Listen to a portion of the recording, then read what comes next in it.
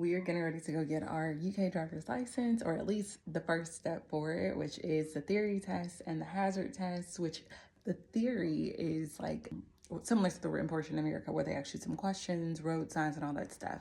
The hazard is when they have a simulation. You have to like identify different hazards that might be on the road. In America, I don't think we ever had anything like that. So I'm curious to know like how I'm gonna do on this. I have been practicing. Brandon's taking it. He didn't do that grandma for a time, but he has me this time, his lucky charm. So we'll see how it goes.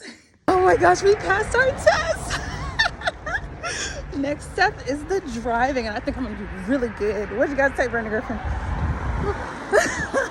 That was stressful. I'm going to take my UK driving test.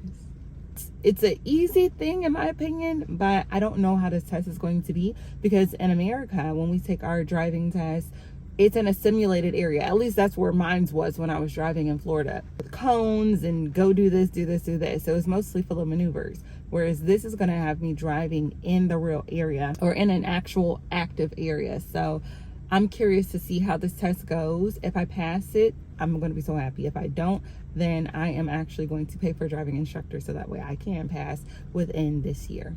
But yeah, our driver just made it. I didn't pass my test and it's okay. I got two major faults that I ended up failing for. The person who administered my test said they could really tell that I can drive.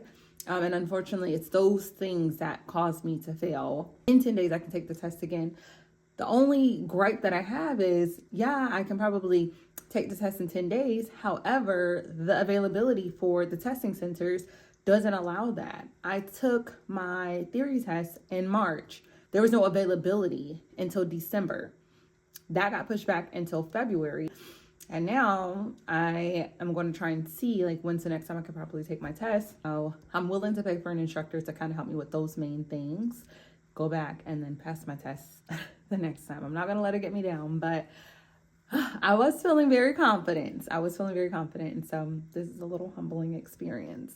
I'm not posting this video until I get my driver's license, by the way. So hopefully this is some motivation for myself that I can do this and that I will do this, and I'm gonna get this driver's license. Good morning. I'm getting ready to go to a city called Boston, and I'm really going there because I'm going to be taking my driving test tomorrow. But I'm going today just so I can just explore the city, get used to the roads, and yeah, practice hopefully for my test.